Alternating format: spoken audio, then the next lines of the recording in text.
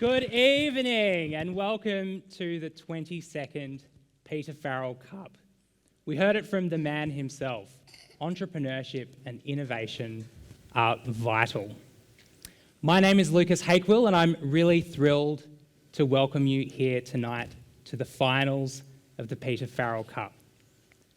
Now, we're meeting tonight on Bidjigal and Gadigal land, and we're meeting tonight during National Reconciliation Week. And I'd like to welcome us to country, Auntie Lola Ryan.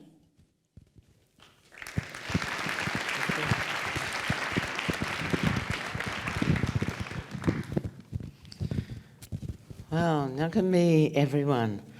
Ngakami in my language means hello. I'm a Dharawal elder and I'm from the La Perouse Aboriginal community and we are on the shores of Botany Bay.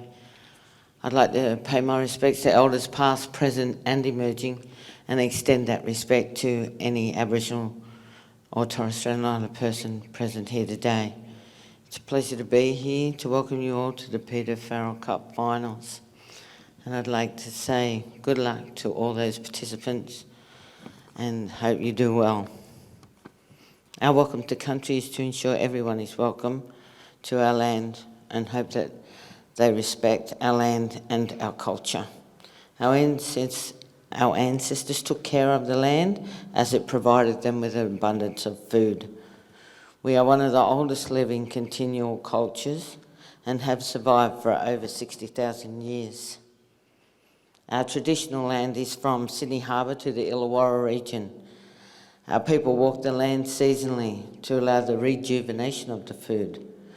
The food was shared amongst the whole tribe to ensure no family went hungry. Oral language was the way we communicated through storytelling, song, dance, music and art.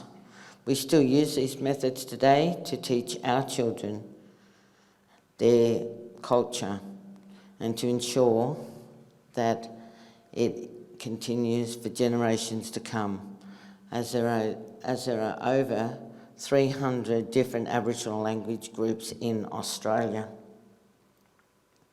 Teaching our culture to others also enhances the importance of sharing the knowledge that Australia has a strong Aboriginal history and our stories are told. So on behalf of the La Perouse Local Aboriginal Land Council, my ancestors and my community, I welcome you all here today. And as spiritual people, we believe our ancestors walk with us in spirit. So may the spirits of our ancestors walk with you and keep you safe on your journeys. Nandawabi, which means see you later. Thank you very much.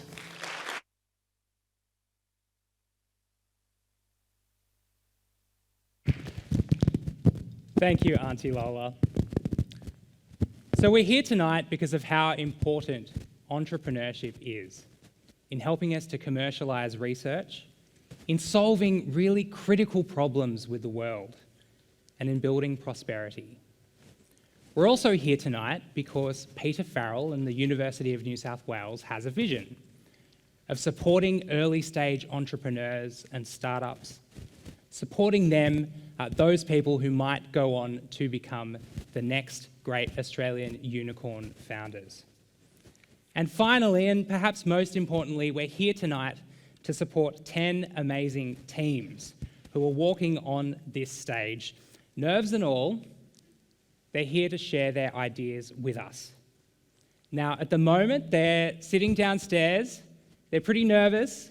Some of them are maybe pacing around a little bit. They're practicing their pitch. But most of all, they're excited to be here to share with you tonight, our incredible audience, the ideas that they've been working on, and to convince you that they are worth backing. Now, to that end, you have two jobs tonight, audience. Job number one, at the end of our 10 pitches, you get to decide who wins our People's Choice Award for $1,000. So I'm going to encourage you, while we're listening to these 10 teams, keep thinking about which team do we think will be most impactful. Which team has the potential to take their ideas to the next level? And which team are we going to back? Now, your second job tonight is, I would say, even more important. And I've told you that there's 10 founders ready to pitch, and your job here tonight is to convince them that you are their wildest supporters. We need to raise the roof every single time a founder comes out on stage. So I think we need to practice this once, right? So they're downstairs. We want them to hear you from up here. So we're going to practice it now. I want you to raise the roof for these 10 teams who will be pitching tonight. Woo!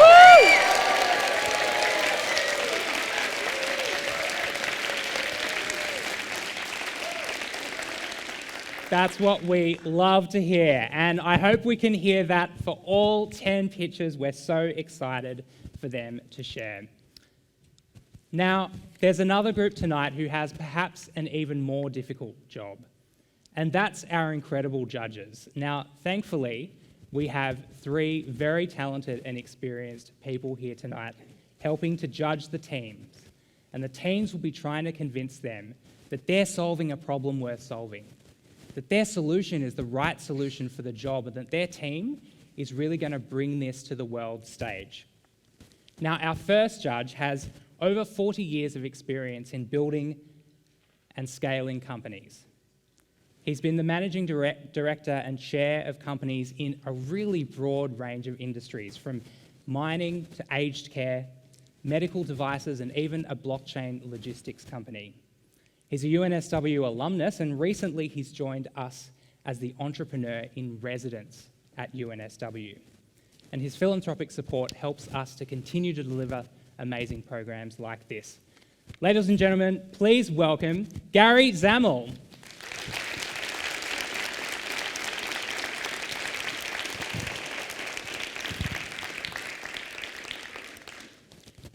Our next judge, her company started as an idea when she was studying her executive MBA here at the University of New South Wales. She took that through the UNSW Founders 10X Accelerator program, pivoted her idea a little bit, and is now growing an incredible company that's supporting other companies to make sure that their procurement is as sustainable and ethical as possible. Her company, Giveable, is a rocket ship startup, and we're really thrilled to have her here. Please welcome Frances Atkins.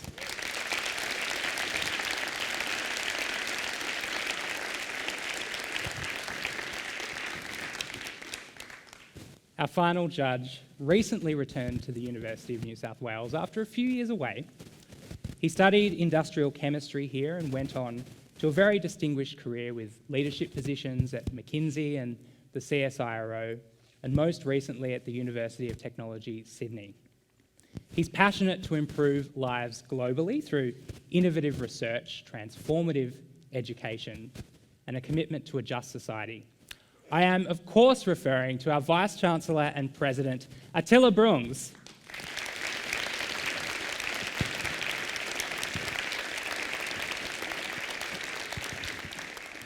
So we've got some amazing judges. So tonight, I've got a couple of little things to ask of you. We are going to be filming and photographing tonight. It's really important for our early stage entrepreneurs that they can get that visibility. I'd ask you to switch your mobile phones to silent, but keep them on, because at the end of the 10 pitches, you'll be using them to vote for the People's Choice Award. We're having networking and drinks in the foyer afterwards. While you're in the theatre, please do keep your masks on, but while we're having drinks, obviously you can take these off. If you need to register for the Wi-Fi, and you may well need this for the People's Choice Award, reception in here is a little bit shaky. It's that N-Guest Wi-Fi there. So here's how it's going to work tonight. The teams get 3 minutes to pitch, and then our 3 esteemed judges will ask them questions. So they'll get 2 questions or 3 minutes of Q&A for each pitch. Then you'll vote for the People's Choice Awards. We'll announce a few amazing awards from the deans of the faculties. Then we'll announce the winners of each of the key prizes. And then we all head outside and grab some drinks, have a network in the foyer, and get to meet the incredible teams. Look, I think you've probably heard enough from me. And so after I've shared about these incredible prizes, over $30,000 worth of prizes, we'll get right to it. So there's 2 first places tonight for an early stage idea and for a research-backed idea. So those researchers, they're PhD candidates here at the university. We've got second place for $3,000 and the People's Choice Award, which you select, $1,000. We're also very lucky to have the deans of 5 of the faculties giving up some very generous prizes for their favourite teams tonight. Here's the criteria that the judges will be selecting them based on. I won't walk you through it all in depth, but know that this is a very rigorous process. And I think it's time for us to hear from our first team. So this team, the gentleman who'll be pitching on stage tonight, his co-founder just got married, like today, and he's here tonight. He's going back right after he finishes pitching.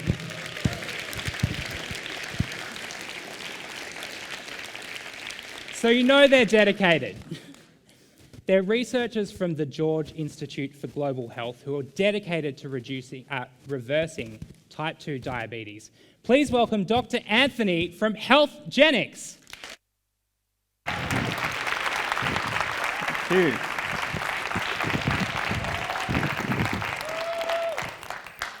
Good to see everyone.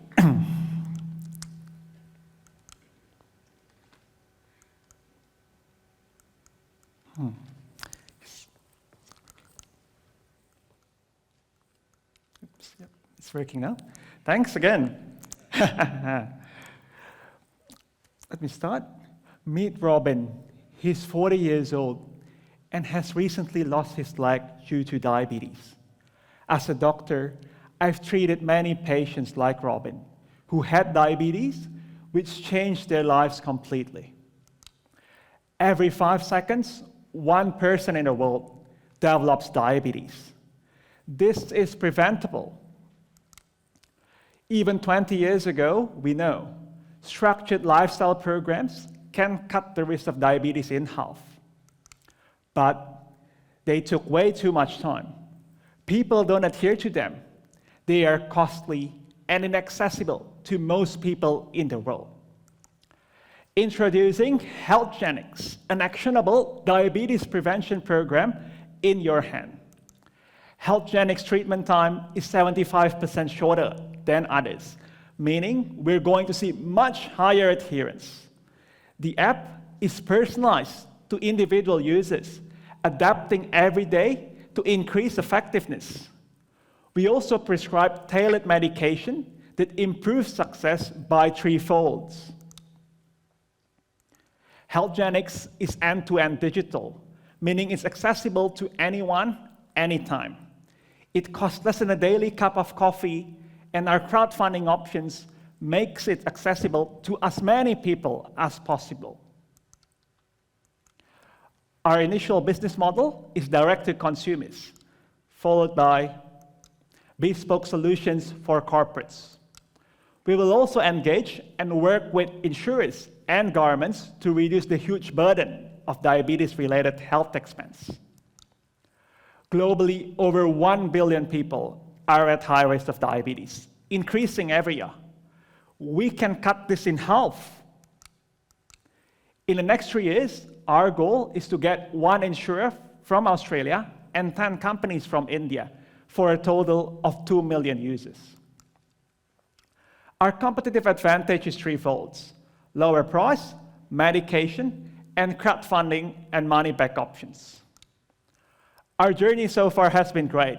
We've identified medication combinations, developed our program, algorithm, and app, engaged diabetes specialists in Australia and India to start our clinical study in the coming months. Our waitlist includes a multinational company and over 50 families with diabetes. And we have a team to deliver this. 2 of the co-founders are doctors, including myself. Nipuna is a software engineer, and Ashwani is ex-Big Pharma. Combined, we have over 40 years of experience in some of the world's leading organizations in research and industry. RRs, if you have strong links with insurers and corporates, introduce us. Together, we can prevent diabetes from taking an unnecessary toll on millions of lives around the world. Thank you.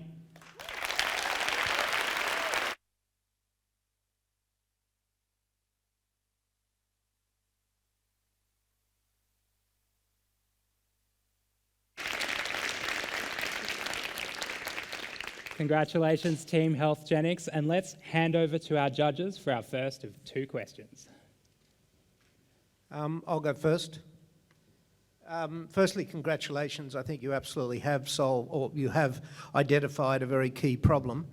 The issue is distribution. I mean, there's been many apps have emerged in the diabetes space, and the big problem is how to keep it sticky, how to maintain that retention. What are you using? I mean, are you looking at gamification? What are the sorts of tools that you will use to keep people active on the app itself? Good evening, judges, and good evening, everyone. It's good to be here. That's a very good question, Gary. There are a few things which we're doing here. In terms of gamification, it's one is reward. So people will get rewards when they adhere to achieve a certain level of adherence, which is required.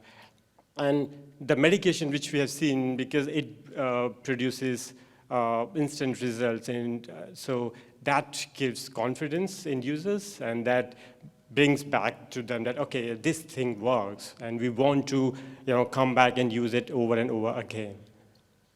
Yeah. Anthony, do you like to add anything?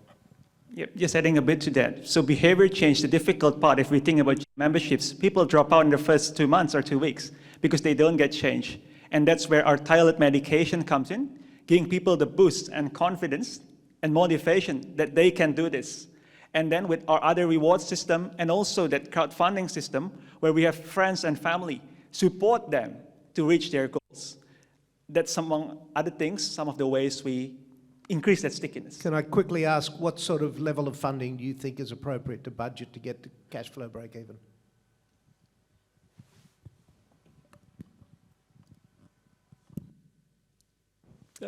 Could you please repeat the question, Gary? I'm just asking what level of funding you believe is appropriate to build the tech, build the market, and get to cash flow break even. Do you have a number that you can throw? Yeah, we are currently bootstrapping 3 of us, and as a researcher, and we can bring the solutions to the market, just by that. But to accelerate our growth, we are open for funding, and initially we plan to look for suitable grants, and we are open to have a chat with potential investment. Thank you. Thank you for that pitch. That was wonderful. My question relates to your tagline around wanting to reach anyone, anywhere. And I'd love to hear about your plans on how you would like to reach anyone, everywhere.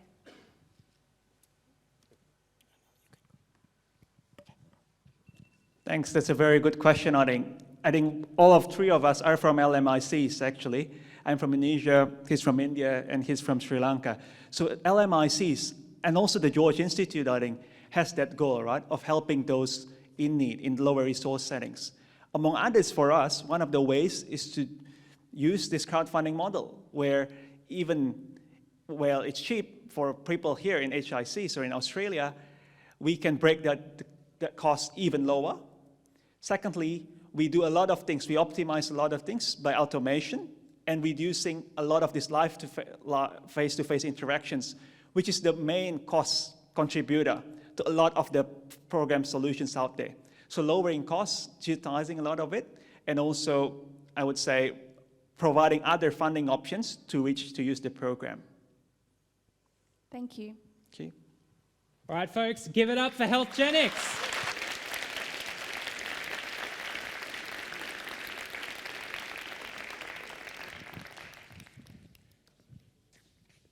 head off to finish up your marriage.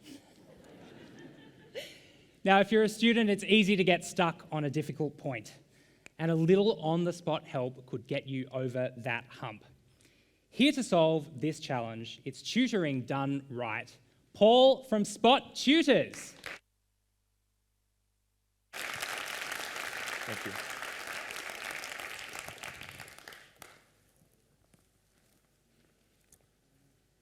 Can you think of a billion-dollar industry in Australia that works with children that is currently unregulated? I can. It's tutoring. It's this chaos that creates a whole bunch of problems for parents, students, and tutors alike. Parents have problems building trust with tutors that they find online in the limited amount of time that they have, and students have problems getting after-hours help. Tutors have problem in the amount of money that they make and the hours that they can work, and also the fact that there is no formal training for the job. That's where we come in. Our aim is to introduce quality control and standards to a currently unregulated industry through simple, personalized, on-demand tutoring. What that means for parents is an online marketplace which matches you with the ideal tutor for your needs. It also has an Australian-first Spot Sessions, a quick 20-minute, no-commitment call with a tutor at any hour of the night. What that means for tutors is giving them complete control over the amount of money that they make and the hours that they work, as well as giving them online learning modules to upskill their teaching abilities. We know that these are the problems and solutions that our market need because we went out and we surveyed 105 different people, from going into university campuses and speaking to uni students about tutoring, as well as sending online surveys to parents and students. This is what they had to say. Now imagine you're one of those parents and you're looking online for a tutor for your child, and you see this. Even in such a competitive landscape, here's how you can spot us in and amongst the crowd. How many of our competitors offer online learning modules for their tutors and their students? How many of our competitors offer an online marketplace designed to build trust? Sorry. And how many of our competitors also have quick 20-minute no-commitment calls with the tutor late at night? It's just us. And now imagine you're a tutor looking for a place to work. How many of our competitors give you complete control over the amount of money that you make and the hours that you work? That's how we plan to stand out. The Australian tutoring market is worth $1.25 billion here in Australia, and we've worked the numbers down from there, and we've cited our sources below. The way we plan to take a cut from that market is by doing subscription fees and transaction fees, and these are the numbers that we'll be using. The way we're going to develop ourselves is to first come up with an MVP and then focus on growth for some time, before eventually taking our product nationally and then later on going international. What that translates to in terms of opportunity with Spot Tutors is in the next 3 years, with only 0.96% of Australian market share, we'll be bringing in $12.05 million worth of annual recurring revenue. The team that's going to get us there is myself, Paul Baceris, and my co-founder, Shodia Saklecha. Between the two of us, we've spent over 3,000 hours in high school tutoring ourselves, and after that, we spent a combined 3.5 years teaching high school students as tutors. So we know both sides of the market very well. We're also backed by a multidisciplinary advisory board and already have collaborations in place with last year's PFC winners, Teachflows. In saying that, we are a people-powered business. So if anyone in the audience today believes that they can help us in any capacity, as an advisor, as an investor, or even as an excited potential future customer, then please feel free to contact us by scanning the QR code and help us so that together we can redefine tutoring. Thank you.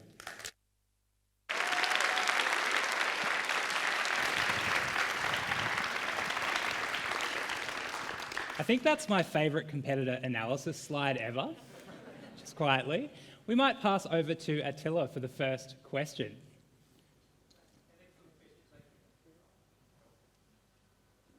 Can you hear me now? That's much better. An excellent pitch, thank you very much. And funny enough, it struck a chord with me because I'm a parent with some young kids who are actually, funny enough, looking for tutoring. So I've written your name down. But my question is, I love your competitor analysis, but even still, it is a very crowded marketplace. And again, as a parent, I'm well aware of how crowded the marketplace is. Your value proposition sounds compelling, but how do I, as a parent or as a user, find you in that crowded place or even know that you're different to everybody else? Yeah. Sorry. Is that better? Okay. So the way that we plan on having outreach is one of our advisors has a master's degree in digital marketing. So our goal is to create a massive online presence for ourselves, because of all the parents that we've surveyed, all of them are very excited by our idea, whether it's the online marketplace designed to build trust or whether it's the late night help sessions for their kids. Everyone has been excited by some aspect of what we're trying to create. So our goal in trying to get the idea out there would be to expand our online presence, and we're also looking for endorsements from certain people. So we've already reached out to the Minister for Education for Queensland, New South Wales and Victoria to endorse us, and we've also already set up a meeting next week with one of the heads of the G08. I'd also like to add on to that. We've actually worked with a few schools. We've had set up meetings with a few schools, and that's how we actually want to reach the masses. Considering the reach that we've had in the next few weeks, we're looking at around 200 students on a platform. That's just high school right now. Thanks for that. I have a follow-on question just from what you said. I'm interested to know who your target customer is, which sort of part of the school program you're targeting, or it wasn't clear to me if it was also university students, and if you could describe your ideal customer to us, that would be helpful. Yeah. So initially we're looking to start with high school students as our students, and for the spot sessions we're looking to do years 10, 11 and 12 just to begin with. But we don't see a reason why we couldn't scale this to eventually include primary schools and university students.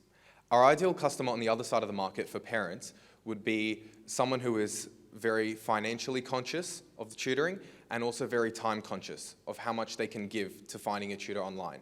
Obviously, every parent wants the best for their children. That goes without saying. And so we want to give them the option to explore everything that's out there without taking as much time and as much money of theirs. And who will you target first?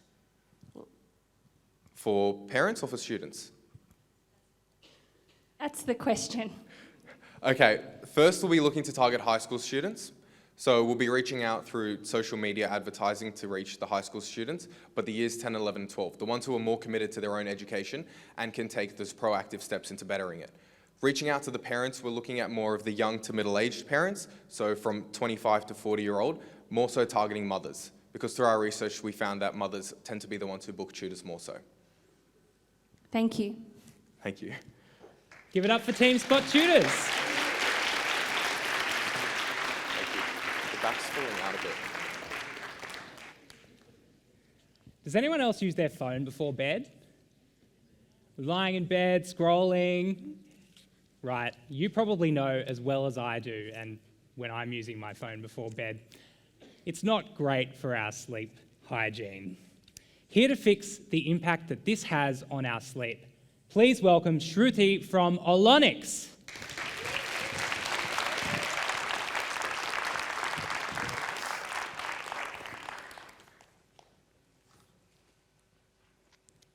Did you have a good night's sleep last night?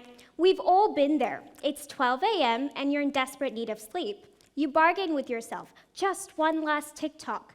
Suddenly, it's 3 a.m. and you're left feeling irritable, tired, and unprepared for the day ahead. This 67% of the people we surveyed felt this way. Studies from the Sleep Foundation warn us of the detrimental impact of sleep technology on our sleep patterns. The blue light from our phones saturates us, causing mental illness, self-esteem issues, and a general disconnect from society. But what if I told you you could break free of this pattern? That's why we bring to you Olonix, an attractive time lamp with a phone charging system. Backed by science, our lamp is designed to create a calm environment by creating a calm environment by mimicking nature's sunset to relax you and reduce your tendency to check your phone. Just store your phone in the charging slot and set the timer. It's that simple. Using biohacking technology, our lamp can stabilize circadian rhythm while dimming down, so now the user can unwind and relax.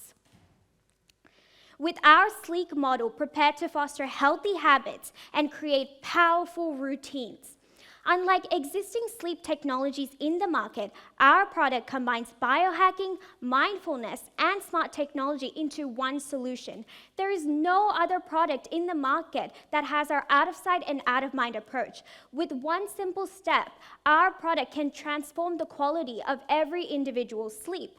In fact, we were overwhelmed with positive responses during our user testing sessions. The global wellness market is far-reaching. However, the biohacking ecosystem in Australia is relatively new and booming. Our research found that 12% of the market spent was on sleep-related products, leaving us the potential to cover 0.8% of major Australian markets, with possibilities for international sales. Drawing inspiration from Kickstarter campaigns such as Exploding Kittens and Bobax, our go-to marketing strategy is an initial pre-sales, where we can generate interest and validate the market need, following which we intend to sell direct to consumers at $390 at a 45% markup, which involves an initial production run of 1,000 units. In the next 3 months, we plan on running a tailored social media campaign targeting women aged 23 to 35 residing in the East Coast. We aim to raise a startup capital of $250,000. Using the economy of scale, visibility, and goodwill generated from stage 2, we're hoping to reinvest the profits into stage 3. The opportunity to sell wholesale to wellness resorts and accommodations is also in the works. With expertise in engineering, science, and design, our team values the importance of sleep and aspires to instill mindfulness in our users. Marketing and web development are 2 key areas we need to round out to help bring our vision to life. If you'd like to help or would like to register your interest in Olonix when it enters the market, please approach us, or alternatively, scan the QR code above right now. So thank you, and we look forward to speaking to you.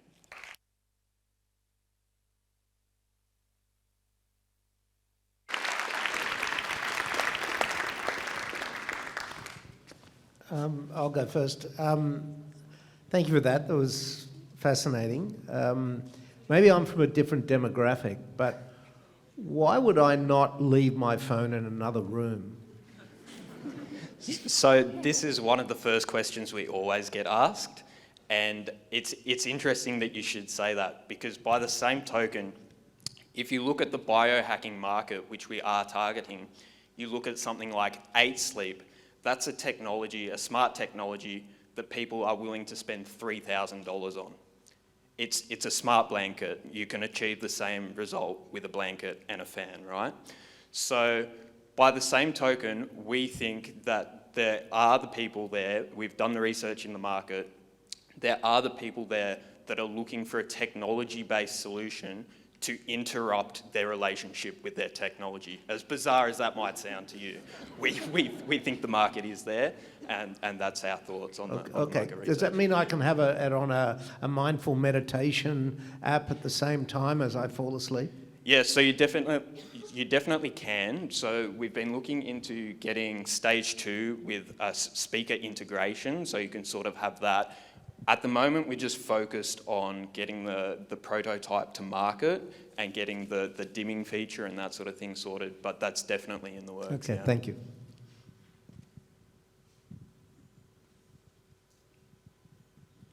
We've got space for one more question. There we go. Again, thank you very much. That's an excellent. Funny enough, I probably have a similar demographic to you, but I do have to keep my phone in the room. So putting that device would be incredibly attractive. Just a small question, or there's 2 questions. First of all, I know you go to market as a pre-sales, but again, and the targeting campaign is very, very specific. So all your market research shows you, what is it, 23 to 25-year-old females on the East Coast is going to be your best bet in the first market. What's the next one after that? So we think our idea is very scalable, and we think it does appeal to multiple people We've started off small because we're sort of realistic in what we can achieve within the stage one. So with our initial ask of $250,000, that will allow us to make the production run and then tailor it to that 23 to 35-year-old females. And then obviously we can branch out into men, slightly older. I think I'm a lot older, but anyway, thanks for that. So while we're targeting younger women currently, we think the idea is definitely scalable, and we definitely think we can cater to a wide range of people who, like yourself, have to keep your phone by the bed. And by the way, I love the T-shirts. Thank you. Give it up for Team Alonix.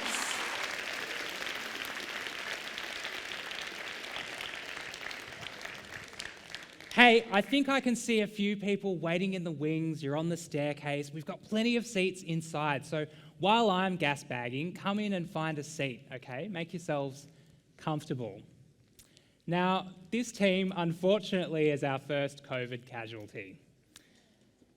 They're here to revolutionise slow and unwieldy contract administration in the construction industry. But the founder, Alan, is joining us online. He couldn't be here tonight because he's got COVID. Please give it up for Team iContract and their pitch. Hi, I'm Alan. Unfortunately, COVID has restricted my attendance tonight, but it's my pleasure to introduce iContract to you. It's been hard to miss the headlines over the last few months covering the ongoing collapse of major construction firms. It goes beyond industry though. It affects thousands of people. It affects families who have lost entire life savings and deposits for unfinished homes.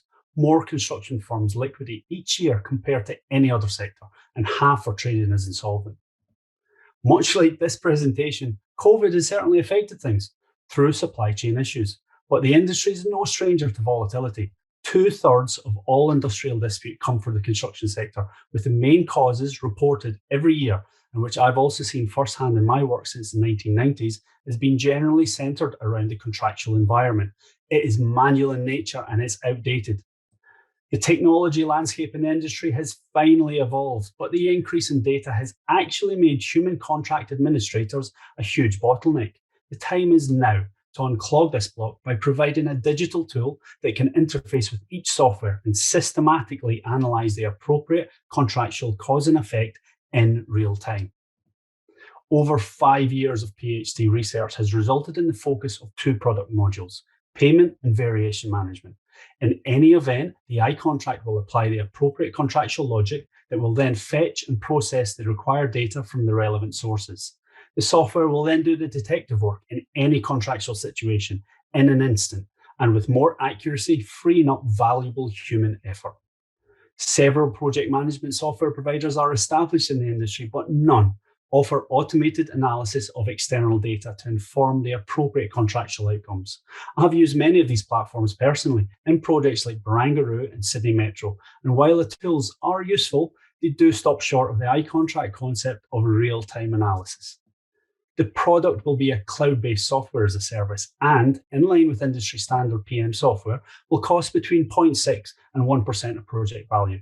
Our initial route to customer will be focused on New South Wales Government and other major client-side organisations through our substantial investor and research partner network.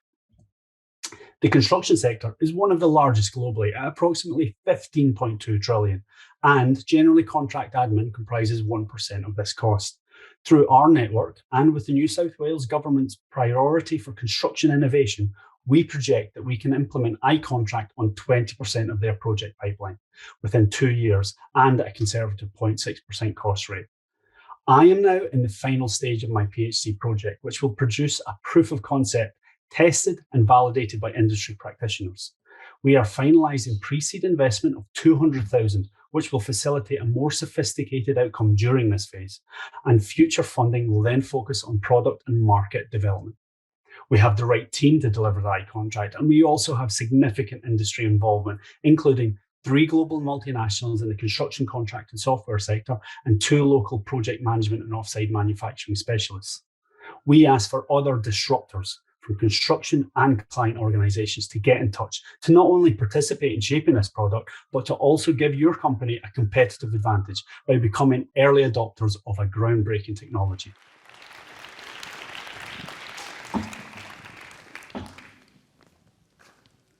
Now, we also have Alan here with us tonight on Zoom.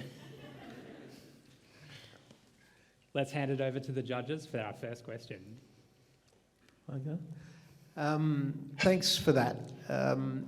You're entering a large market sector, and many of these corporations have a lot of legacy systems. How do you see the onboarding process from a time and cost perspective? And to target 20% of the market, I believe you said within the first 2 years, seems to be a big call, and I would imagine just the cost to do that is going to be quite considerable. Do you want to comment on that? Yeah, sure, I'll take that, Junji. So firstly, in terms of the 20% of the market, that's 20% of the target market, which is solely New South Wales government agencies. While we would be, of course, looking beyond that, we have some international partners, like we said in our slide deck there as well. So we would be looking straight away to get a presence in London and also in the States as well. In terms of legacy and onboarding, this technology wouldn't really use a lot of 15, 20-year-old technology. We're talking about incorporating digital twin, Synchro 4D sort of technology that takes digital twins and produces a work breakdown structure that the iContract then feeds off and then is then succinct in with other more modern technologies like Aconex, Procore and things like that. So you see it being a standalone software?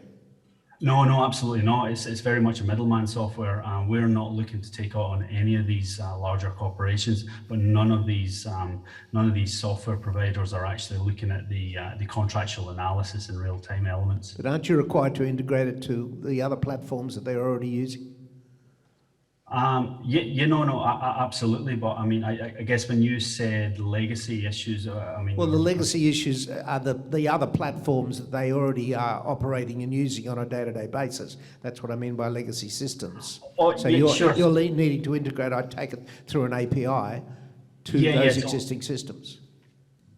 Yes. So absolutely. So the construction software has predominantly been very closed up until recent years. So APIs and the interface, the main component of this iContract software is to actually integrate and to provide those interfaces, because it actually has to direct those other softwares to do a lot of the detective work, as we called it. Thanks for that pitch. My question is around managing internal stakeholders within a customer, because it strikes me that you might need to be dealing with people from legal teams, project managers, construction managers, and also you mentioned that you're looking at the business model structured on a project basis, so you might have the counterparty too involved. And so I just would love you to talk a little bit about how you see managing all those different stakeholders to onboard a technology like this. Sure. Go straight to the top.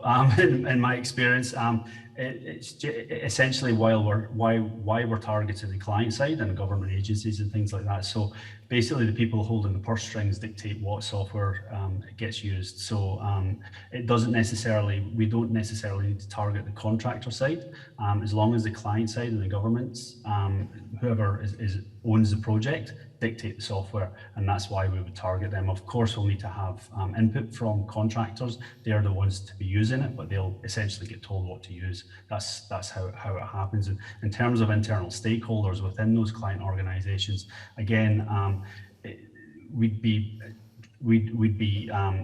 of course working with as many stakeholders as possible, but essentially it's usually the project directors and the commercial directors that make these sort of decisions.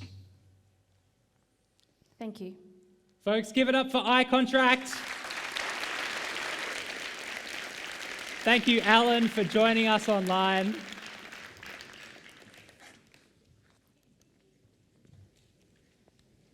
Now, this next team of medical students noticed how challenging it can be to offer great care to patients with eating disorders.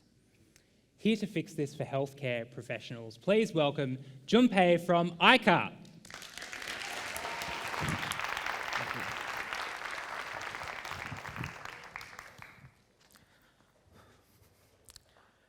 Last year, in my hospital placement as a medical student, I met Jenny. Jenny was a student experiencing an eating disorder. She was confused by her GP's dietary advice because it was not consistent with what she was told by her dietitian. She was lost and hopeless. Then she asked me, what do I do? Who should I trust? This struggle is real, and Jenny is not alone. In fact, more than 1 million Australians are living with eating disorders. And of those we interviewed, more than 80% of eating disorder patients and even 95% of eating disorder experts agreed that this poor collaboration is a major issue. Multidisciplinary care is essential in the management of eating disorders. However, this kind of poor collaboration is leading to insufficient use of time and resources, especially in private practice. And this in turn translates to a low quality of care and lost revenue of up to $150,000 at each clinic every year. And that is why we created ICAR. ICAR is a software platform that connects different clinicians and a patient on a seamless platform so that every eating disorder patient can receive multidisciplinary care consistently at high quality. Of the 19 clinical professionals we've spoken to, 6 of them have already signed up to try our product by the end of this year. And with them, we co-designed our first prototype. After every consultation, clinicians can share relevant parts of their consultation notes with other clinicians, and patients can also record their dietary and psychological behaviors on their phone. And based on these collected data inputs, ICAR will automatically produce optimized treatment pathways and assist in a collaborative clinical decision-making. And these features make ICAR special compared to its local and global competitors, which are mainly focusing on patient self-monitoring. And there's a growing demand for collaboration between different clinics. And this is because of an increasing number of patients who are attending multiple specialist clinics. And this growing market is valued at $1.4 billion in total, and we will attract clinics in an $11 million obtainable market. Our business model is B2B, primarily targeting eating disorder private practice clinics, and we will use freemium subscription model to grow our user base. We've only started 4 months ago, but our first prototype is already aligned with the TGA guidelines, where there's an ongoing integration with existing practice management software. And of course, our exciting 6th trial with our partners later this year. Finally, we're a team of medical students with an intimate connection to the healthcare industry. And we're also backed by a panel of medical advisors who have decades of clinical and research experience. If you believe in the value of clinical collaboration, or if you're connected to a clinic who would be interested in talking to us, please get in touch with us. Thank you.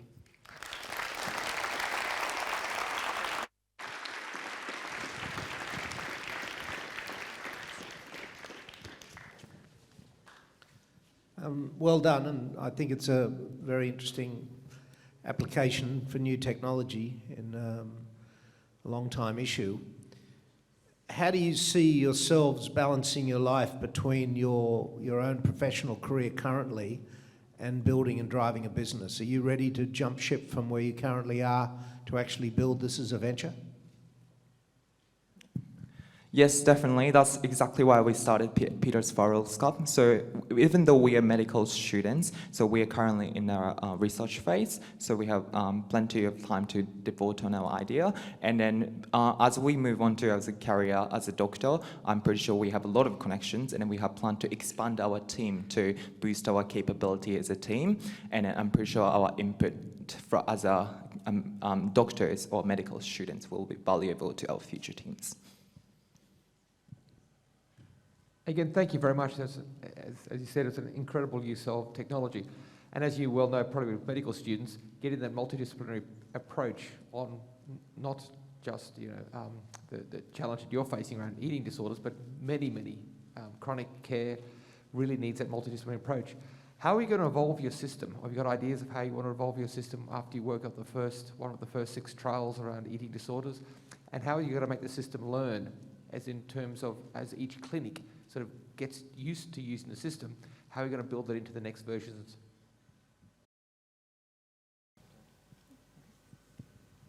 So currently we are only focusing on eating disorders, but like you mentioned, multidisciplinary care is something that is crucial in not just eating disorders, but other sort of chronic care.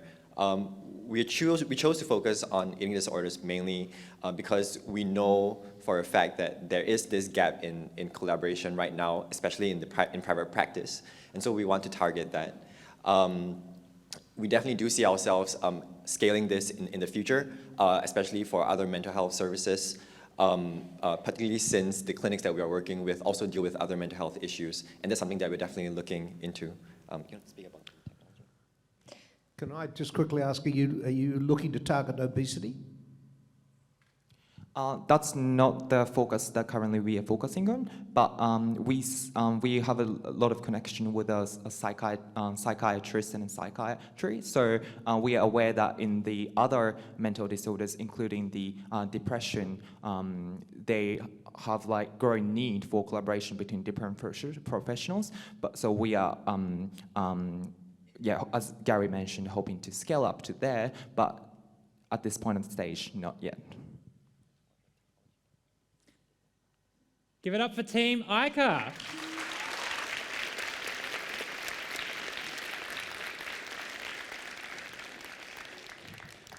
Hey, that's been 5 pitches. They were pretty good, right?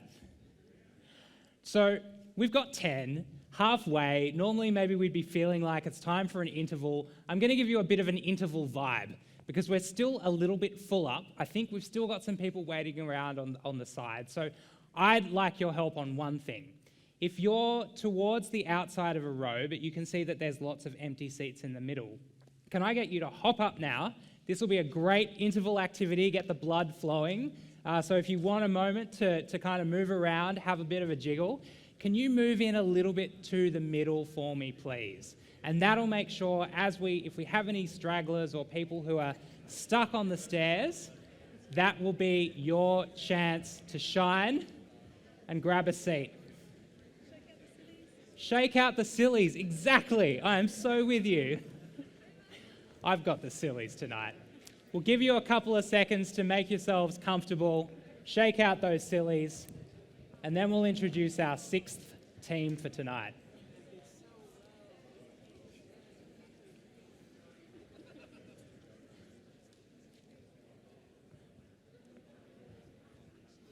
All right, grab those seats. We'll kick the house lights down in a second, and I'm going to introduce our 6th team. We ready? All right, need a little bit of hush. So, leather is an incredibly useful material, right? But it comes with a high environmental and ethical cost. They're here to change this one piece of fruit at a time. Please welcome William from Team Veather.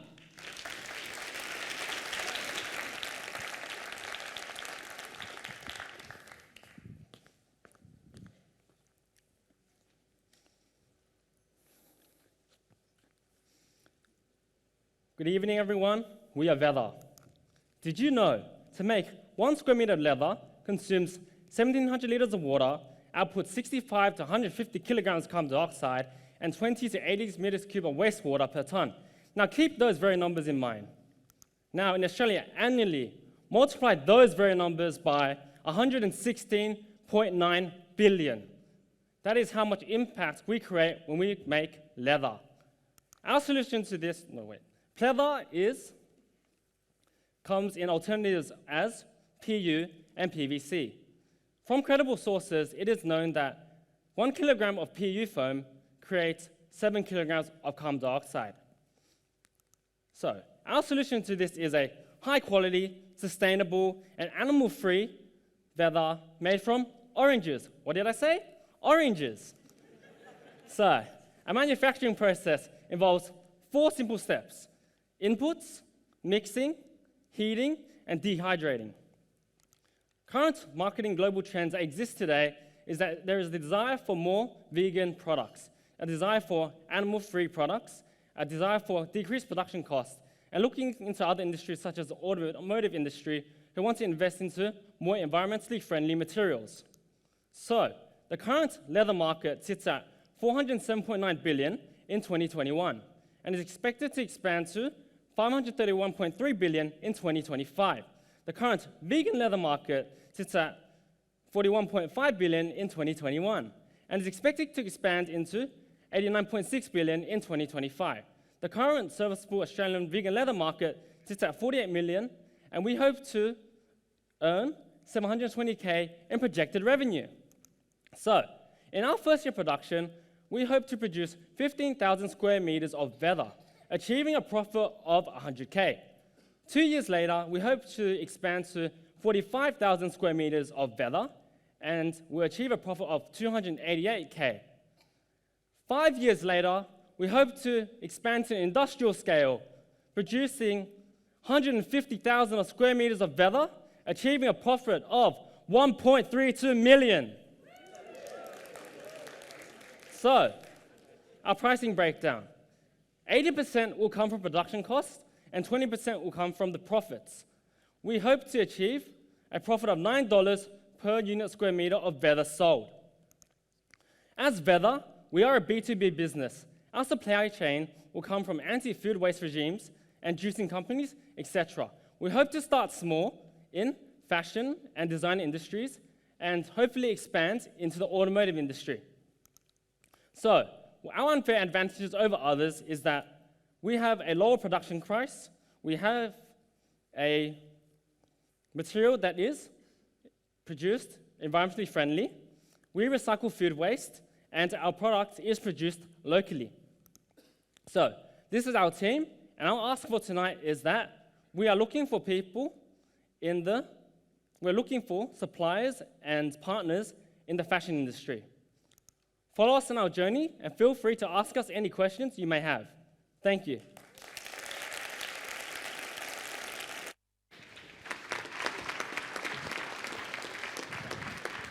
So, good evening, judges. So, on your table rests a piece of leather. That is our gift for you. Thank you. Thank you very much.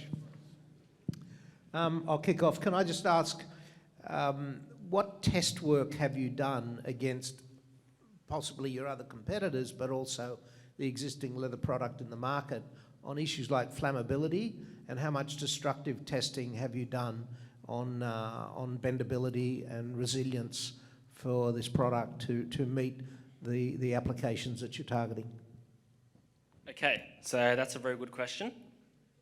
So, flammability, we have not given that a try, as this product was produced in our backyards, so we do not want to attempt any flammability tests. For durability tests, we have tried bending it. It's pretty flexible. It's pretty durable. We have tried ripping it apart. It does not rip apart. And those are the type of strength tests and durability tests we have performed. Thanks. And what about wearing it? So, as of this very moment, our product is just a prototype. We haven't had any access to any type of machinery that will allow us to produce a product that is wearable. So, we have gotten to a point where it is super thin.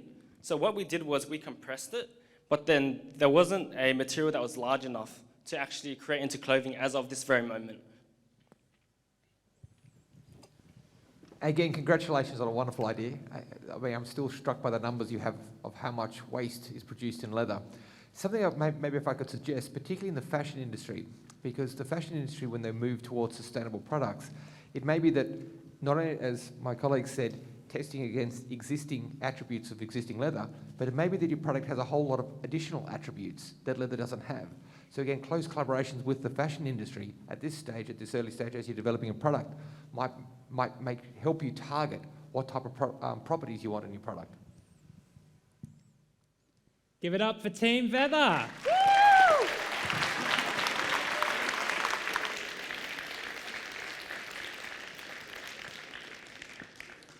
I will accept gifts of leather garments. Now, this is a very serious team, and they're solving a problem with your butt. It turns out if you're admitted to hospital, there's a pretty high chance that you might actually get an injury. Here to fix this, it's the team with the cheeky logo. Please welcome Genevieve from Smart Assistive. Thanks.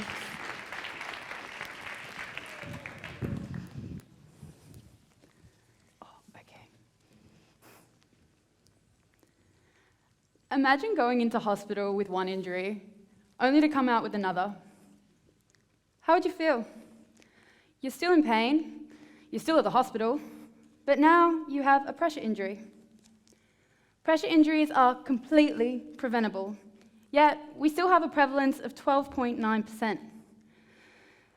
What that means is just up the road at the Prince of Wales Hospital, in the last 2 hours, someone has been told the bad news. They have their flesh been degraded because of lack of movement. This not only costs them their mental health, but it also costs the Australian health system $5.5 billion a year. This is due to increased workload, and there's not enough coverage on data to actually create meaningful change. But Smart Assistive is bridging this gap. With our integrated pressure sensing system that prevents pressure injuries by prioritising intervention with auditable results to improve patient outcomes. Now, what we have is a pressure sensing mat that lies underneath your patient. It connects up to a central hub where your staff, your nurses, can actually relay that data and then go and prevent those unnecessary injuries. So through co-design, we were able to develop this solution alongside medical professionals, such as Head of Acute Injury Ward up at the Prince of Wales Hospital, as well as engage industry experts in pressure injuries. And through this, we were able to meet all user requirements. And unlike our competitors, we were able to create an easy-to-use solution at an attractive price point, so we could reach further and have more of an impact. So we can see that there's a huge market opportunity here. But how are we going to get it? So we've already got our prototype complete, and we're going to maintain this traction that we've got with the Prince of Wales Hospital, and we're going to achieve regulatory approval by year 3, and then we're going to continue this traction through our hospital care systems, whilst engaging partners such as the independent living specialists, who are going to help us enter the aged care market, and then they'll also help with our distribution and logistics, which will allow us to, achieve a conservative 5% of the Australian market by year 5. So meet the team behind this rollout. We've got a team of multidisciplinary engineers, but we share a passion to create low-cost impact. And today, we're asking for medtech advisors with regulatory approval experience, and we just need to get this product to market now. We can see we need it. And so please, really, join us in preventing this completely preventable injury. Thank you. Want to go first or later? So really, congratulations, because this is a real problem. I've heard a number of people come forward with possible solutions, and I think whoever it is that cracks this will do extremely well as a business. I think the fact that you've formed a relationship or a collaboration with PRW is excellent, and obviously UNSW, the vicinity, the whole precinct gives you a fantastic opportunity. I think your timelines also, to me, look somewhat sensible. A lot of timelines we see are out of kilter with reality, but I didn't see that with yours. I think I'm happy to chat to you afterwards. There's some very good people from a regulatory point of view. There's a lady called Val Teese who's literally written the textbook, and I'd encourage you to buy the textbook that Val has written. Have you worked out with the TGA what class of product this is? Can it be onto a class 1 or a class 2? So that's something that we've looked into. We initially thought it was class 2, but there was one question about like monitoring side of things, and we might be able to get a class 1, which obviously would be a lot easier for getting approval done. So a lot easier. That's what we would want to focus on, rather than the class 2 route. And someone like Val, I think, would give you some upfront, somewhat cheap, free advice to at least get you on a path. But well done, and I think it's a realistic plan that you're considering, but it's not going to be easy. These things are challenging to do. I do have a medtech device company, and there's a lot of effort, and it can be expensive to build. It will be expensive to build. Yeah. But well done. It's a good initiative. Thank you.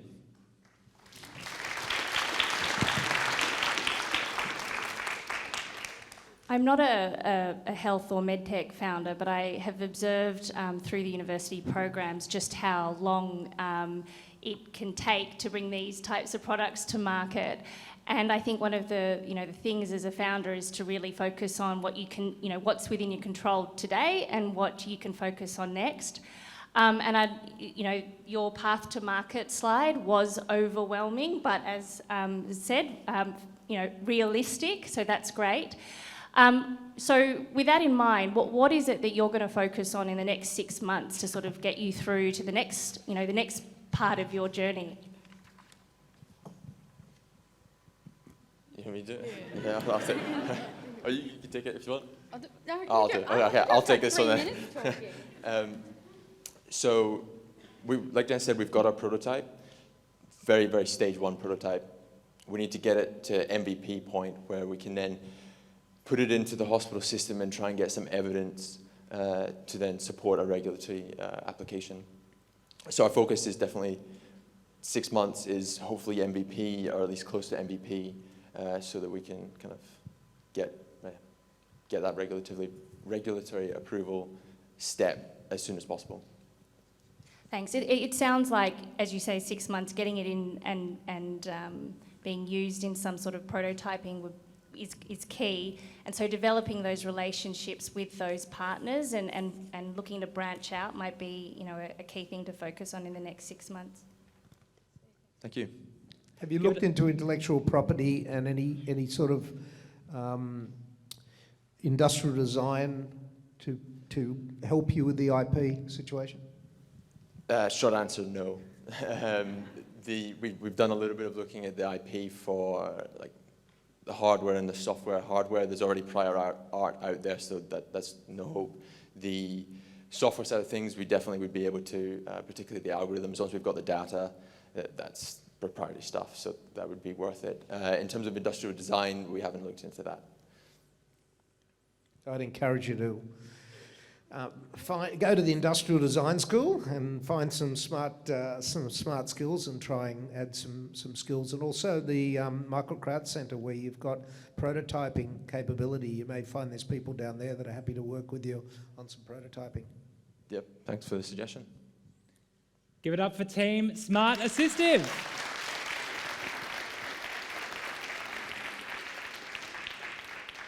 And some fantastic advice and connections there from our judges. Ooh. So we've seen CSI. We're all armchair forensic scientists. And we know that the reality is that Enhance doesn't quite work the way that we expect it. This team is advancing forensic technology. Please welcome Adnan from Chrono Rewinder.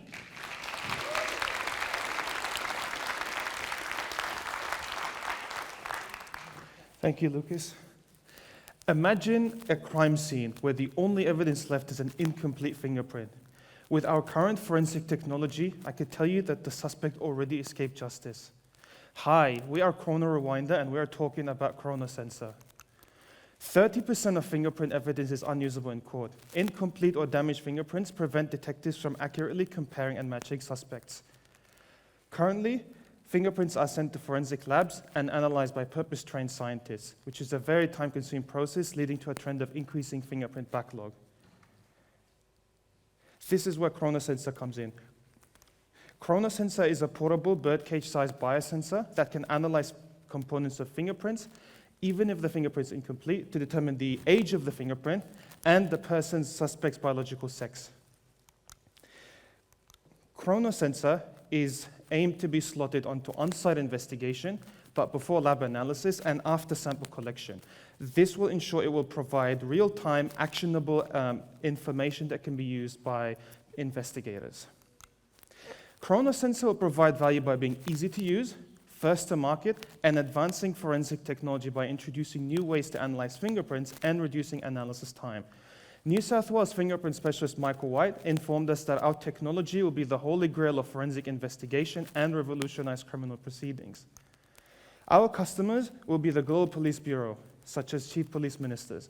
Our users will be people conducting investigation, such as the individual cops, and our beneficiaries will be people who are involved in law enforcement, like detectives and judges. Chronosensor is expected to reach our closest customers at ANZ Crime Fighters for a sum of over 7 million. We expect our SAM to be over 36 million, and eventually we hope to push Chronosensor to G20 countries for a TAM of over 400 million. Initially, we will be using funds gained from PFC to launch research and development and achieve a prototype stage. We will then market the Chronosensor by pitching the final product to chief police ministers, which we predict will have an immense demand. A subscription-based service will then be established to cover operations, maintenance, and technology upgrades costs. Parts of the machine will be sourced from industrial countries, but all research will be conducted locally to ensure that we have control of the input and output that Chronosensor is dealing with. And data that is gathered by Chronosensor users will be incorporated into further research of Chronosensor to improve its accuracy and sensitivity. We predict to make no revenue from subscription in the initial stages of development while we create a Chronosensor and bring it to life, but we predict up to 24 million annually by the third year of launch with 9 million in cash profit. This is our team of biotechnology-focused students and a software engineer. So we have the skills required to bring Chronosensor to life, and in order to bring our dream, we would welcome help from forensic analysts, investors, consultants, and manufacturers.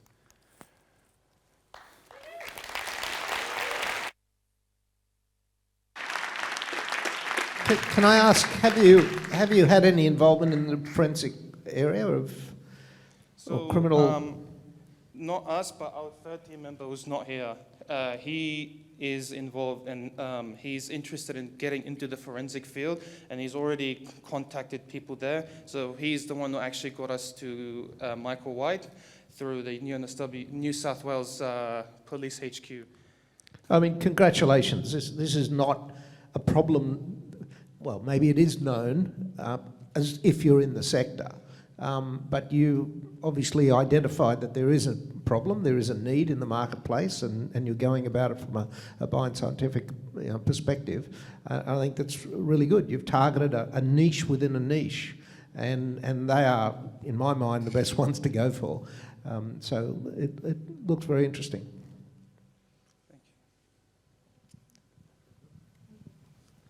Again, congratulations. As I said, it's a wonderfully identified niche problem that is very, very real and has a big impact on people's lives. If I could also encourage you that the forensic community is actually quite a small community. So I'd actually suggest maybe not chief police ministers as your first port of call. Actually, the heads of labs. Okay, there are heads of groups who actually do a lot of the forensic analysis. They'd be the ones that I'd speak to as you maybe even co-develop part of for the next stage of your journey. And it's actually quite a small, as I said, quite a small group. They run very small sets of conferences. It'll be very quick to actually get to know some of the key players, people who you could learn on their expertise for how do you develop the product. And I'd be happy again to, after this, give you some contacts in that area. Thank you very much. And then my question is, looking at your team expertise, obviously subject matter experts, and as you develop and build and grow, what gaps you see in your team and what your next hire might be. So for us at the current stage is getting into contact with people who can get us into labs, because obviously all of this is subject upon doing our own research in a lab in a controlled setting. So our gap is identifying people who can help us, and researching for technology that is relevant for the things that we're trying to detect using corona sensor, which is going to prove challenging because there are very few publications around these issues.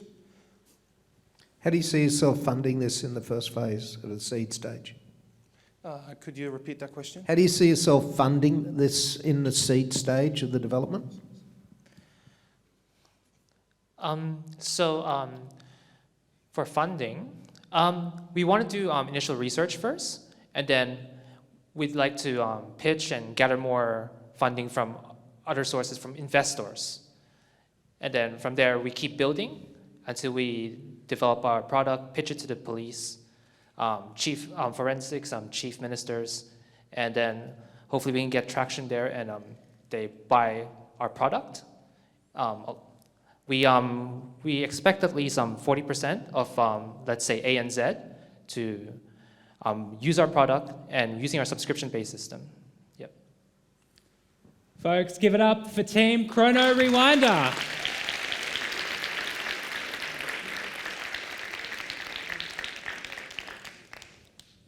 No two bodies are the same, and these founders believe that the bra fitting process is broken. Here to bring comfort through tech, welcome to the stage Brenna from Non-Standard.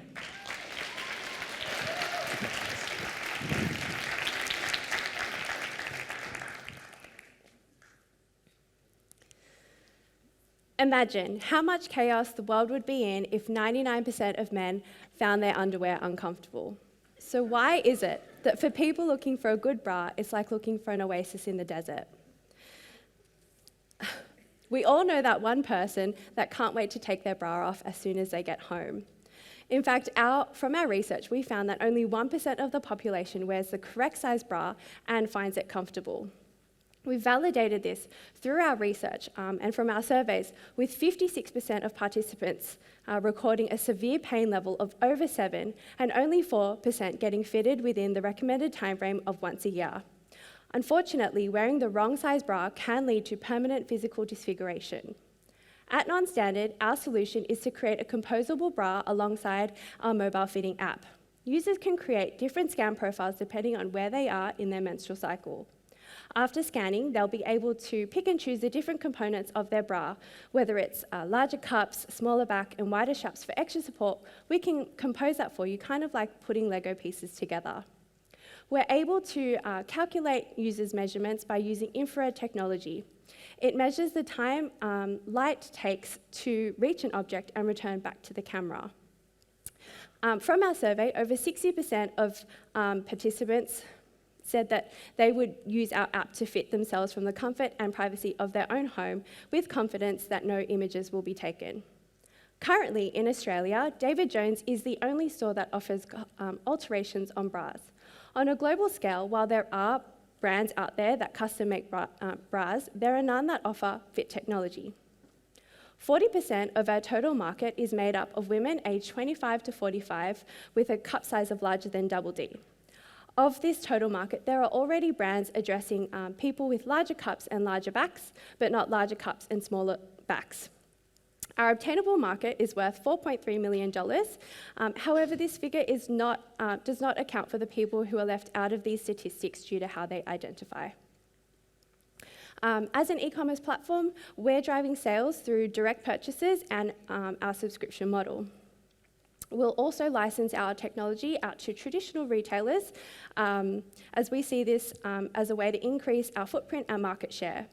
We want to start in Australia and New Zealand with plans to expand into Asia as we see this as an underserviced market.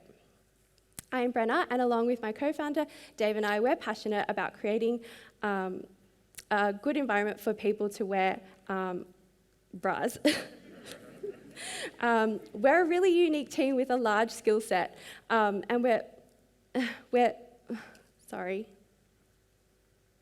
We're a really unique team with a large skill set, and this is a huge advantage when we enter the market, as we'll be able to cover a lot of bases with our in-house capability. Our vision is to launch Non-Standard ASAP, as we know from our research that comfort is in and tight clothes, high heels and uncomfortable bras are out. We're looking for people with industry expertise to help us along the journey. Just imagine how much the world would change if 99% of bra wearers were comfortable.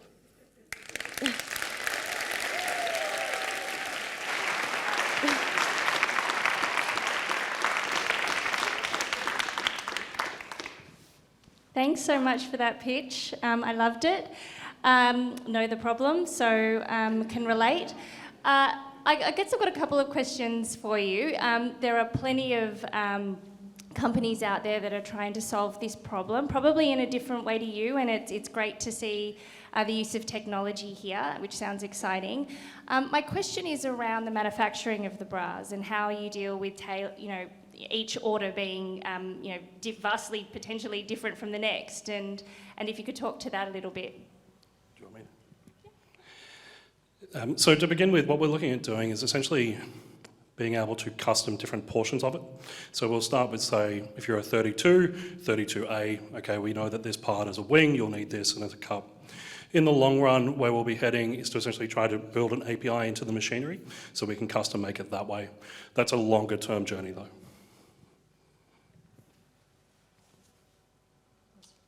And the other question I had for you was just interested in the subscription model.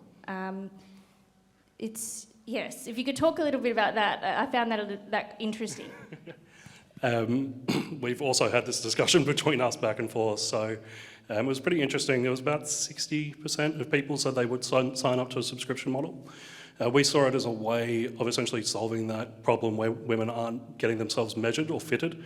And so because we could do that, we can then remind them, hey, it's been 6 months or it's been a year. So trying to drive that subscription model. It's also good for, recurring revenue for us, but it's going to continually solve that problem as well. Just to bring a bit of balance into the conversation, I was at the AusMedTech conference in Melbourne last week, and there was a booth there where they had a men's underpants called Cool Beans in order to dissipate temperature and a bunch of other metrics that they quoted. So men seem to think that they also have a challenge. But thank you for that. That was really interesting. Thanks. All right, folks, give it up for Team Non-Standard.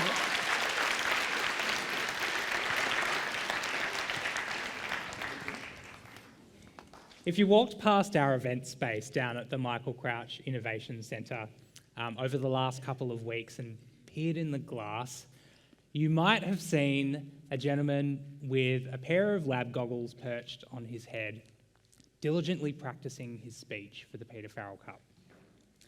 He's a researcher and a chemist with a vision to change how we deliver pain medication, and an incredible team to back him up. Please welcome our last presenter tonight, Jason from Nanoscale Pharmaceutics.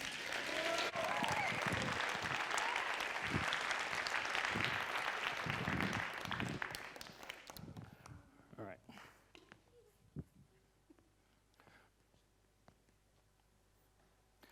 Meet Flo, Ria's grandmother, who for the past 50 years has suffered from chronic pain. Even though she takes a cocktail of potent medicines and has endured several spinal treatments, she still lives with debilitating pain every single day. And she's not alone. 3.2 million Australians have a chronic pain condition, and that costs our economy over $140 billion every single year. Opioids are a common treatment for chronic pain, yet our research shows that 95% of people who take opioids still report moderate to severe pain. Side effects are common, and there's ongoing concern about addiction and overdose. Public health officials worldwide have continued to tighten the access to these medicines due to ongoing concerns of misuse. This, however, runs the risk of people like Flo missing out on essential pain relief. What the market needs is a solution that is safe, more controlled, and effective. Implantable pain pumps may offer a potential solution, however require highly invasive surgery and cost upwards of tens of thousands of dollars. Our solution is safer, more personalized, and more accessible, costing a fraction of a pain pump. Without going into too much detail, as we are currently confirming our IP status, let me share with you this cartridge. This cartridge contains a metal organic framework, or a MOF, which acts as a sponge to control the release of medicines. By modifying the properties of our sponge, we can tailor-make drug release profiles, personalizing the treatment towards the individual. Inserted just under the skin, the medicine is released directly into the bloodstream, meaning that less drug is required to achieve therapy, reducing the risk of side effects. To adjust release rates, drug type, or dosage, we can simply reload our device with a new cartridge, making our treatment far more personalized than current therapies. But why now? The implantable drug market is booming and is expected to double within the next 5 years. For the first time ever, we've got the right people, the right technology, and the right materials to fabricate this truly innovative drug delivery solution. The global pain market is immense and growing, and even if we restrict ourselves to only those who respond poorly to opioid therapy and use a conservative 10% market acceptance rate, we'd expect an annual revenue of $4.5 billion. So far, we've completed our proof of concept. Our next step is to refine our device for clinical assessment. Since we're releasing medicines with an already established therapeutic role, we only require a health technology approval, and this accelerates the process, increasing the profitability of this venture. Our team consists of a diverse mix of expertise in both nanomaterials and the clinical management of pain. We've even formed an advisory network with a leading Australian biotech company, Dendrocyte. Here at Nanoscale, we will create the next generation of personalized pain therapies, so people like Flo will no longer have to suffer with their chronic pain. We hope you join us.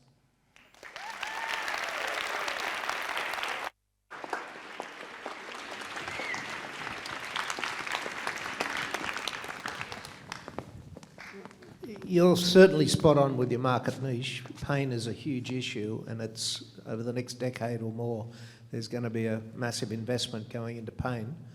So I agree wholeheartedly with you there. I'd gauge this would be a Class 3 TGA product required? It would require a health technology approval being a medical device. Yeah, but at Class 3, given that it's drug delivery, because I take it that the drug will be within the capsule, then that falls into Class 3, which is the most difficult to obtain and the most risky for the obvious reasons. So I would think one of your biggest challenges is how do you go from where you are today to achieve that ultimate Class 3 approval from the TGA, and that is hard. So I suppose my comment to you is the journey will be long, the journey will be expensive. I would be benchmarking against other players that have been in the market or are attempting to do this, but there's no doubt that you have you've identified a niche which will be extremely important, particularly in the United States. I mean, there's a lot of initiatives coming forward in the States to assist companies that are developing alternates to opioids. I don't have any specific question, but I just acknowledge that it is a serious issue, and it's great to see that you're working on it. Sure, awesome, thank you very much. I'd like to quickly share something. So we've actually priced in our clinical trials and the R&D costs and the good laboratory manufacturing and manufacturing process and our phase 1 and our phase 2. So we've also compared these prices to what other people have gone through, so we understand that the process is going to be long and difficult, but we have our really innovative business model. Since we're actually a drug delivery technology company, we can actually expand into other markets and other indications, making our business model far more flexible than a traditional drug discovery model. So by undertaking these licensing agreements and forming these licensing contracts, we're actually able to use that type of capital to reinvest into these clinical trials to push us over that line and reach that clinical approval. But aren't you going to need hard evidence and clinical trials to be able to reach a license arrangement? Sure, so that's where we refine our device and undertake our research and development to show those initial in vitro and in vivo tests, and using that, gather some excitement to pitches like this and raise the capital for those clinical trials. Have you spoken to clinical research organisations, CROs? So we've had a contact through our contact with Dendrocyte, that there are companies that are involved in the, for instance, in the blood, like at Monash has a group with them, so we would look into talking with those type of people, but I'd really like to do our refinement first to make sure that our technology is sound and ready to go for that type of venture. I must say, unfortunately, the Victorian government and the Victorian infrastructure is considerably ahead of New South Wales, which grieves me because I'm a local here. But what I saw last week at the medical conference down in Melbourne is that the Victorian government and Victorian support and infrastructure is really pushed ahead a lot in the last 10 to 15 years. Well, let's try and expand it around here then. All for that, for certain. Folks, I think we might have time for one more question from a judge, if we've got one last question. Again, not really a question, but a comment, because again, it is a long and hard road. Sure. And I know implantables, there have been analogies of those implantables, and you've got a very unique one. Is there other people that you think around the world that you could partner with, maybe to speed up your things? Because it's such a great plan. So you're right. So in my ask slide, I did mention that I'm looking for design partners. So obviously there are companies that have far greater resources than I do that are ahead in their clinical development. So I'd be really looking forward to partnering up with design partners. Feel free to contact me through email, LinkedIn. Yeah, I'm really looking forward to partnering with these companies that want to improve their pharmaceuticals and what they're, so we can form these licensing agreements as well later on down the track. Yeah. Folks, give it up for Nanoscale Pharmaceutics.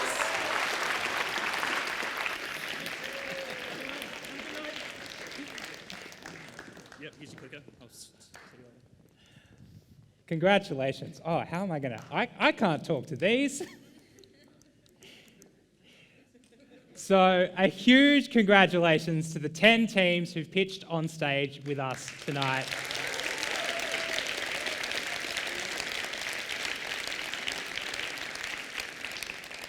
It's time to grab your phone, right? You're not being rude by doing this, because now it's time to vote on the People's Choice Award. I'm going to invite our 3 judges to head into their room out the back to start their deliberations. They're very difficult deliberations. And we're also going to invite in a second the top 10 teams to join us here on stage. Now, you can see up there a QR code. Hopefully, because of COVID, we're all pretty au fait with the QR code. If you need to sign on to the Wi-Fi, go for it. But we're about to start the clock, and you've got 3 minutes to put in your vote. So I hope you've had a think about who you're going to vote for in this People's Choice Award.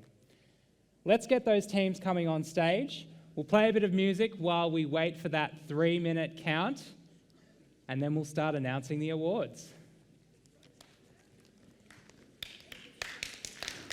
Thank you. And one last thing that I forgot to mention, if the Dean's Awards reps could join us on the side of the stage.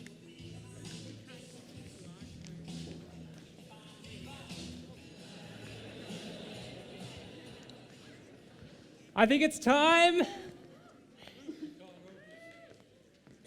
We've got a few people who can't open it. I'm afraid we've got the time. I'm hoping we've got enough votes in. We're going to have to kick it moving. Now, we've got a few awards to announce here from the Deans of the Faculty, and I'd like to join me on stage Associate Professor Alison Beavis, who's the Deputy Dean of Education at the UNSW Faculty of Science.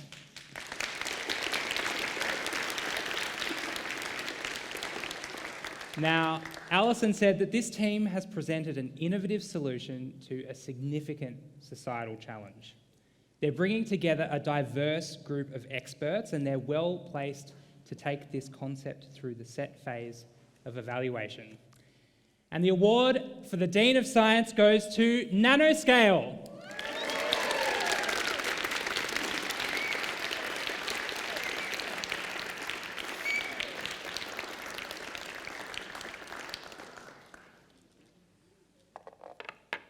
Got to get the photo up. Now, our next presenter is Professor Claire Annesley. She's the Dean of the Arts, Design and Architecture Faculty. Now, this team presents a real problem to solve and comes up with a great design that has a clear market. I'd buy 4 for my family. And the winner of the Dean of ADA Award is Alonix.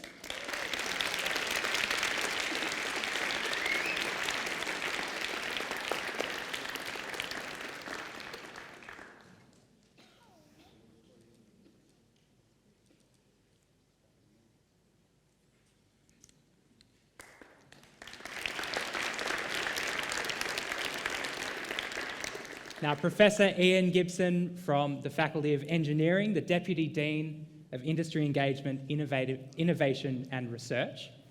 And Ian said that this is a fantastic use of technology to make people's lives better in a meaningful and practical way. And the winner of the Dean of Engineering Award is Smart Assistive.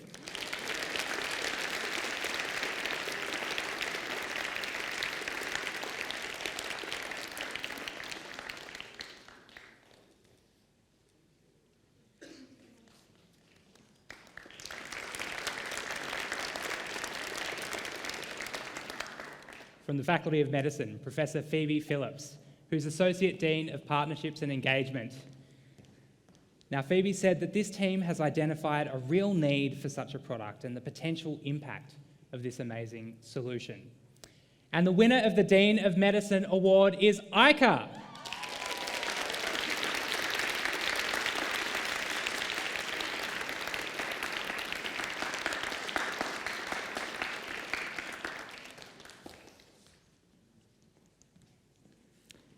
Now, Professor Chris Stiles, who's the Dean of the UNSW Business School, is joining us on stage tonight. And the Business School is a critical partner delivering this event with UNSW founders.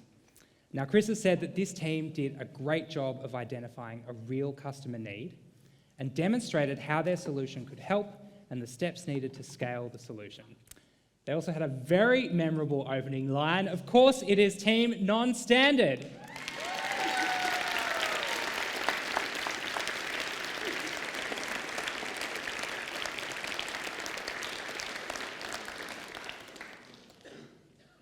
So big congratulations to the teams who've won these Dean's Awards. Oh, this is where it gets a little bit creepy. I've got an envelope side of stage. Julie, come on.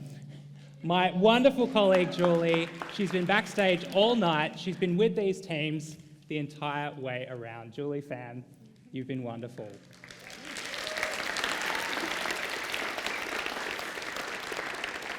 This is hot information. So, folks, the award for People's Choice that you voted tonight, Team Smart Assistive.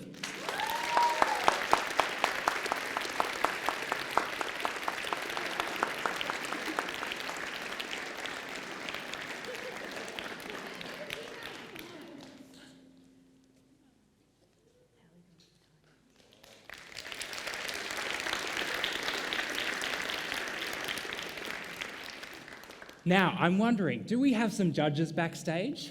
Are our judges ready yet? All right, I think we've got to vamp a little bit. These judges are making a very difficult decision here. And I'm wondering, have we got a mic back there? Could I grab a handheld? Because I've got a few questions that I'd love to ask a few of the teams. Maybe I'd love to hear Anthony. Can you tell me a little bit about your experience in the PFC? What's a highlight? I think the highlight has been the mentoring that's provided both from our mentor, Dr. Nikhil Autar, probably he's I think one of the seats here, and also the founders team. I think they have been instrumental in accelerating our growth from the idea stage to being ready now for clinical studies, essentially, in the coming months.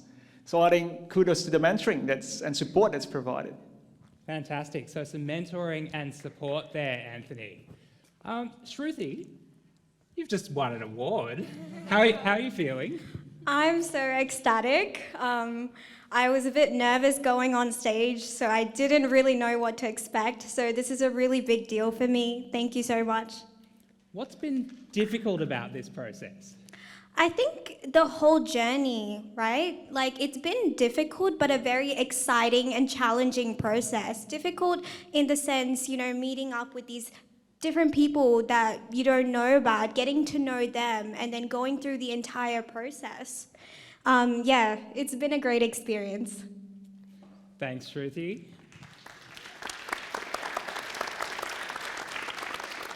All right, maybe Team Veather. How are you feeling after your pitch tonight? Much better.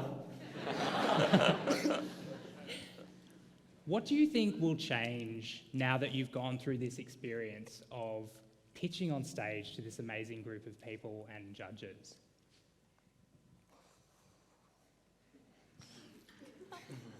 So what will change is my ability to perform on stage in front of a large crowd. Yeah. It's hard, right? Yeah.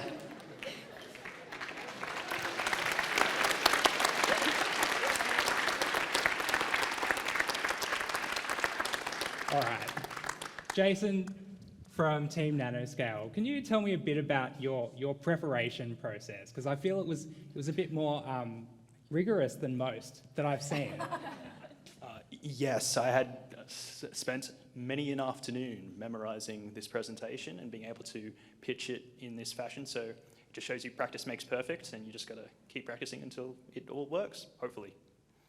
I was really worried about dropping that tiny cartridge. If I dropped that, that would have been not very good. But, you know, practice makes perfect. Hopefully it wasn't filled with expensive medicine. All right, Team Ica. What's it been like balancing being, medical students? You've got a pretty busy life, right? How have you balanced that with the experience of going through a pretty rigorous program, right? I think it's definitely a team, like my teammates Sophie and Gary. It's been really, we've been really supportive to each other when each other is just going through a difficult time, especially with the study and the research we are going through as a medical student. But I guess at the end of the day, we were just really passionate with in implementing this idea. So with that motivation, and then also all the support we got from PFC team and our mentor Mohammed, who is here today as well. We've been really supported, and yeah, that's, I guess, the reason why we made it to here today. Thank you. And you made it amazingly. Thank you, Team Ica.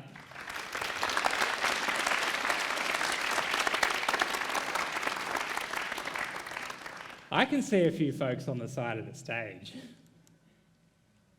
And I think it might be time to welcome our 3 amazing judges on stage to announce our second and our 2 equal first places.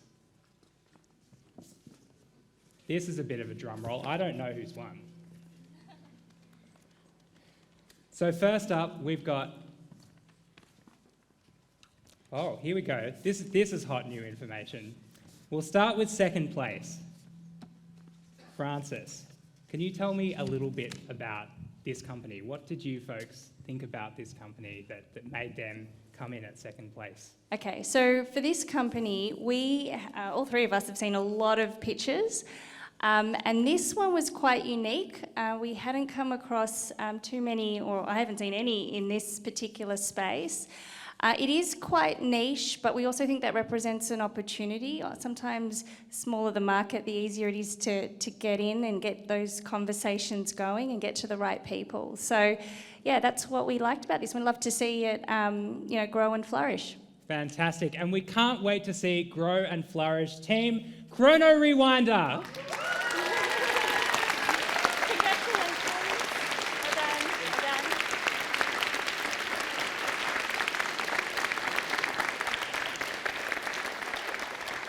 Yep, well done. So the second, the prize that I'm issuing tonight is to an organisation or a group that have come up, I think, with a very needy and necessary solution to a significant problem. And the fact that they understood the collaboration element to work closely with neighbouring organisations and to focus on the market that they're trying to judge. So it was encouraging to see how they went forward. So if you want to Thank you, announce Gary. it. And first place to a higher degree by research team goes to Healthgenics.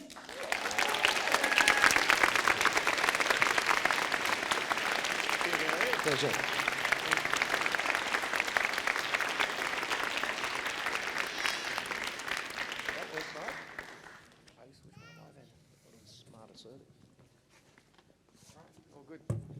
Attila, can you tell us a bit about this team? What made this team the first place early stage idea?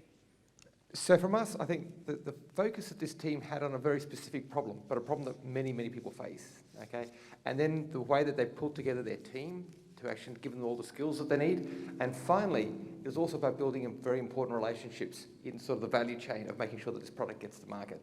So taking all of those three things, I think made it very exciting for us. Before I let you announce a winner too, I'm going to take my role as a Vice-Chancellor. Please do. I'd just like to congratulate everybody.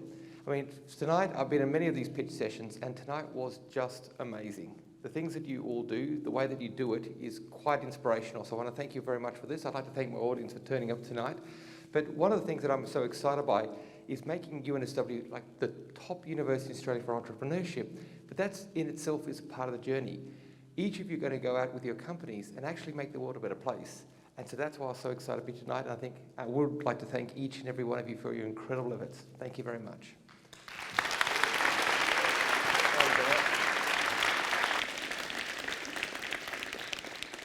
And our first place for early stage idea goes to Smart Assistive.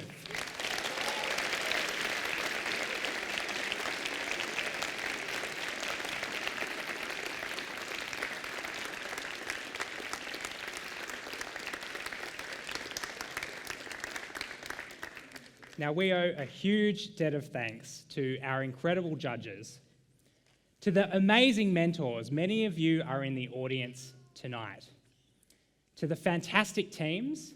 There are 10 on stage, but there were over 50 in the Peter Farrell Cup this year.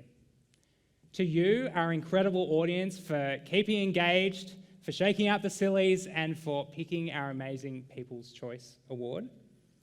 And to the founders team for delivering an incredible program to these amazing entrepreneurs. So I think, folks, it's time for us to raise up the curtains, say goodnight, and actually go out, have some drinks, have some food, meet with these incredible founders. I hope you get to meet with them, have a chat with them, ask them a little bit more. We'll see you out in the foyer. Thanks again so much for tonight and for enjoying the Peter Farrell Cup.